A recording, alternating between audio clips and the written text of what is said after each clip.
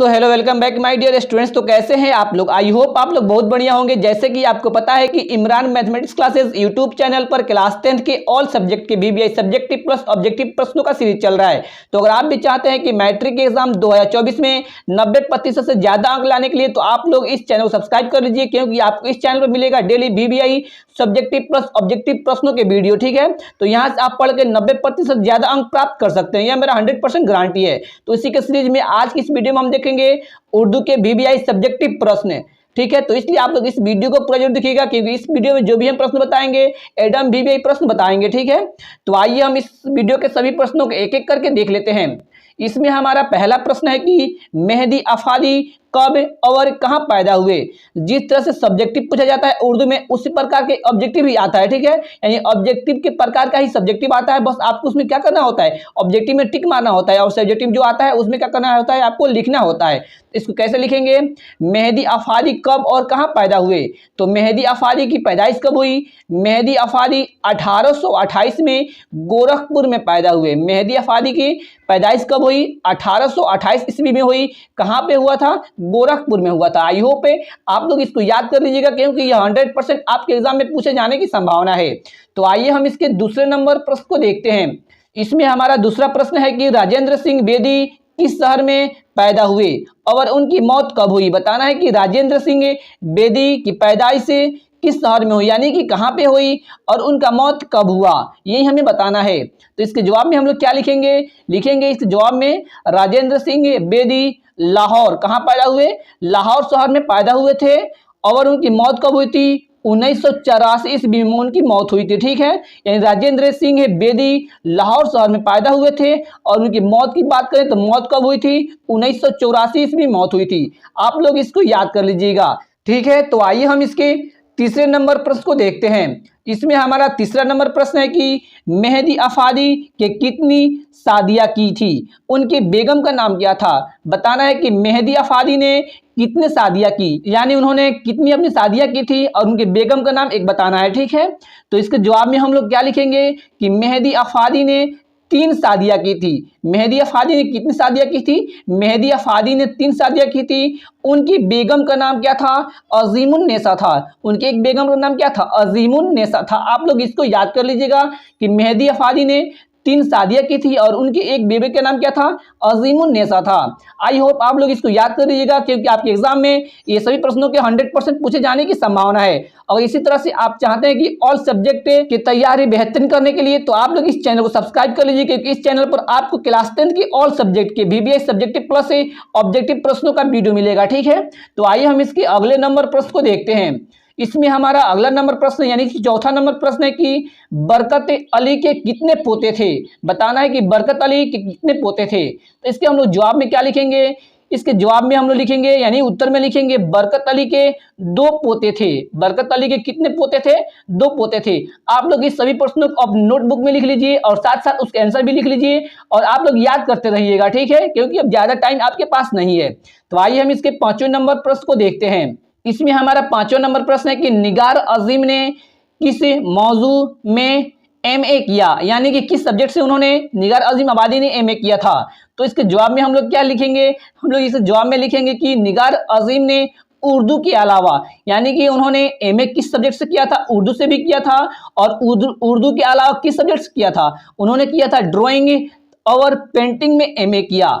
यानी कि इसके जवाब में हम लोग क्या लिखेंगे कि निगार असीम ने उर्दू के अलावा ड्राइंग और पेंटिंग में एमए किया। आई होप आप लोग इसको याद कर लीजिएगा, क्योंकि यह प्रश्न 100% आपके मैट्रिक के एग्जाम 2024 में पूछने की संभावना है। ठीक है, तो आइए हम इसके 6ठे नंबर प्रश्न को देखते हैं। इसमें हम 6ठा नंबर प्रश्न में क्या बोला जा रहा है इसको हम देखते हैं। इसमें प्रश्न बोला जा रहा है कि रुस्तम व सोहराब का किस्सा कहां से लिया गया है। बताना है कि जो किस्सा है वो कहां से लिया गया है। रुस्तम व सोहराब का किस्सा कहां से लिया गया है।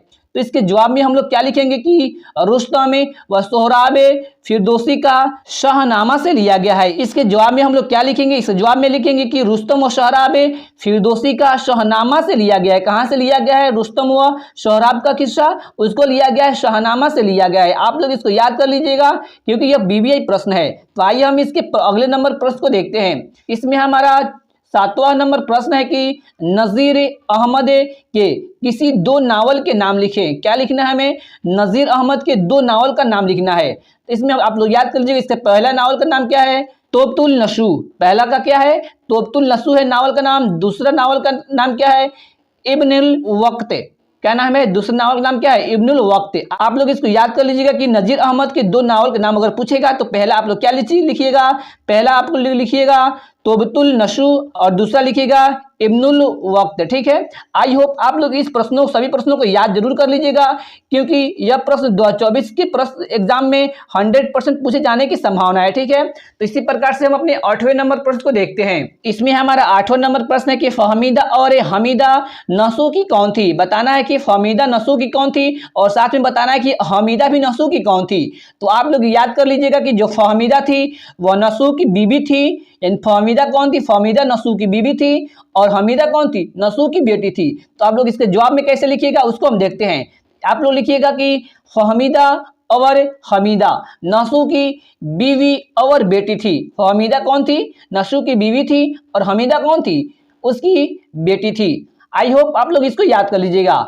इसके हम 9वें नंबर प्रश्न को देखते हैं। 9वां नंबर प्रश्न में पूछा जा रहा है कि हमद और नाथ में बुनियादी फर्क क्या है? यानी कि हमद में और नात में बुनियादी फर्क क्या है? आप लोग इसको सिंपल में याद कीजिएगा कि जिस नज़म में अल्लाह ताला की तारीफ बयान की जाएगी, यानी कि जिस नज़म में अल्लाह ताला की तारीफ बयान की जाएगी उसको हम लोग हमद कहते हैं, और जिस नज़म में रसूलुल्लाह सल्लल्लाहु अलैहि वसल्लम की तारीफ बयान की जाएगी उसको हम लोग क्या बोलते हैं? नात बोलते हैं। आप लोग सिंपल में ऐसे याद कर लीजिएगा। तो इसके हम लोग जवाब में कैसे लिखेंगे उसको देखते हैं। इसके जवाब में हम लोग लिखेंगे कि हमद नजम की उस किस्म को कहते हैं जिसमें खुदा ताला की, किसकी? खुदा ताला की, यानी कि अल्लाह पाक की, खुदा ताला की तारीफ व तौसीफ बयान की जाती है। यानी हमद में क्या की जाती है? क्या किया जाता है? खुदा ताला की तारीफ और तौसीफ को बयान किया जाता है।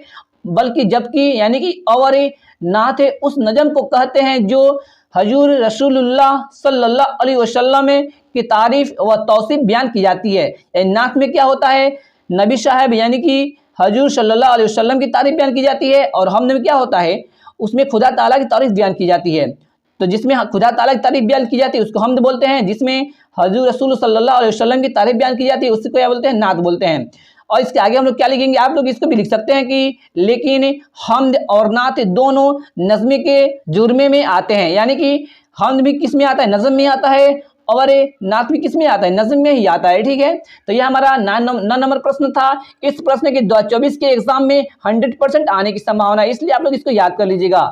तो आइए हम इसके 10वें नंबर प्रश्न को देखते हैं। इसमें हमारा 10वां नंबर प्रश्न है कि रुकैया भाभी के जिस देवर का किरदार कहानी में पेश किया गया है उसका नाम क्या है? यानी रुकैया भाभी के जिस देवर का किरदार यानी कैरेक्टर को पेश किया गया है उनका नाम क्या है? तो इसके जवाब में हम लोग क्या लिखेंगे कि कहानी रुकैया भाभी में रुकैया भाभी के जिस देवर का नाम पेश किया गया है उसका नाम क्या था? अख्तर था। अख्तर था। ठीक है, आप लोग इसको याद कर लीजिएगा कि रुकैया भाभी के देवर का नाम क्या था? अख्तर था। इसको कैसे लिखिएगा जवाब में? कहानी रुकैया भाभी में रुकैया भाभी के जिस देवर का नाम पेश किया गया है उसका नाम क्या था? अख्तर था। ठीक है, आई होप आप लोग इस सभी प्रश्नों को याद कर लीजिएगा। तो आइए हम इसके 11 नंबर प्रश्न को देखते हैं। इसमें हमारा 11 नंबर प्रश्न है कि रुकैया भाभी को जब फुर्सत मिलती थी, यानी जब उसको टाइम मिलता था, फ्री टाइम मिलता था, तो अपना शौक पूरा करने के लिए वो कौन सा काम करती थी? यानी जब रुकैया भाभी को जब टाइम मिलता था, फ्री टाइम मिलता था, वो क्या करती थी अपने शौक को पूरा करने के लिए? तो इसके जवाब में हम लोग क्या लिखेंगे? इसके जवाब में हम लोग लिखेंगे कि रुकैया भाभी फुर्सत के औकात यानी फुर्सत के समय में अपनी इल्मी शौक पूरा करने के लिए अपने अहबाब और शागिर्दों को खतूत लिखा करती थी। क्या करती थी? वो अहबाब यानी रिश्तेदारों को और शागिर्दों यानी कि छात्रों को यानी स्टूडेंट सबको क्या लिखा करती थी? खतूत लिखा करती थी, यानी कि खत लिखा करती थी। ठीक है, तो ये हमारा 11 नंबर प्रश्न हो गया। आप लोग इसको याद कर लीजिएगा। तो आइए हम इसके 12 नंबर प्रश्न को देखते हैं। इसमें हमारा 12 नंबर प्रश्न है कि भीमराव अंबेडकर के वालिदैन का नाम लिखें। यानी कि हमें क्या लिखना है कि भीमराव अंबेडकर के वालिदैन यानी कि वालिद और वालदा का नाम लिखना है। वालिद यानी पिता का नाम लिखना है और वालदा यानी कि माँ का नाम लिखना है। तो इसके जवाब में हम लोग कैसे लिखेंगे? इसके जवाब में लिखेंगे कि भीमराव के वालिद के नाम है रामजी मालोजी सकपाल, यानी भीमराव अंबेडकर के वालिद यानी कि पिता का नाम क्या था, रामजी मालोजी सकपाल था, और वालदा यानी कि माँ का नाम क्या था, भीमबाई था। आप लोग इसको याद कर लीजिएगा कि उनके वालिद का नाम था रामजी मालोजी सकपाल और उसकी माँ का क्या नाम था, भीमबाई था। तो आई होप आप लोग इस सभी प्रश्नों को याद कर लीजिएगा।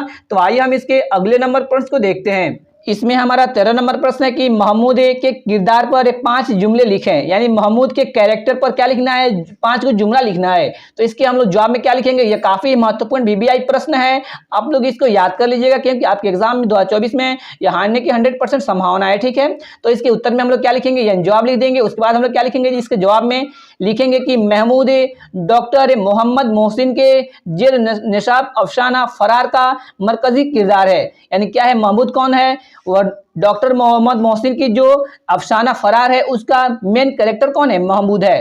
उसके बाद क्या लिखेंगे, इसमें लिखेंगे हम कि तालिब इल्म के ज़माने में है कि उसके वालिदैन इस दुनिया से रुखसत हो गए, यानी कि उनके स्टूडेंट लाइफ में ही, महमूद के स्टूडेंट लाइफ में ही उनके वालिदैन यानी माता पिता का क्या हो गया, मौत हो गया, यानी कि रुखसत हो गए, दुनिया से चले गए। उसके बाद क्या लिखेंगे, चुनांचे बदकिस्मती ने महमूद को उसके मुफलिस मामू के घर पहुंचा दिया, जहां से उसकी जिंदगी की हकीकी परेशानियां शुरू हुई। जब उसकी वालिदैन का इंतकाल हो गया तो कहाँ चले गए, वो अपने मामू के यहाँ चले गए, जहां से उसकी क्या हो जाती है, परेशानियां शुरू हो जाती है।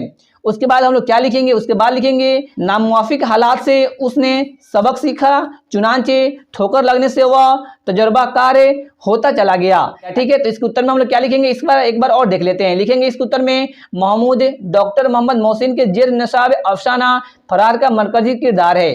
तालिब इल्म के ज़माने में ही उसकी वालिदैन इस दुनिया से रुखसत हो गए, चुनांचे बदकिस्मती ने महमूद को उसके मुफलिस मामू के घर पहुंचा दिया, जहां से उसकी जिंदगी की हकीकी परेशानियां शुरू हुई। नामुआफी के हालात से उसने सबक सीखा, चुनांचे ठोकर लगने से वह तजर्बाकार होता चला गया।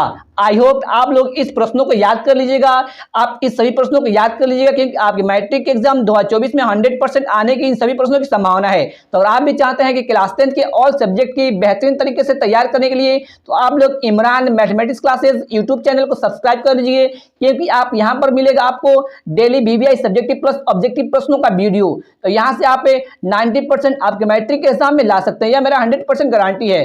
ठीक है, तो आज के वीडियो में हम इतना ही रहने देते हैं, फिर अगले वीडियो मिलते हैं। तो thanks for watching this video.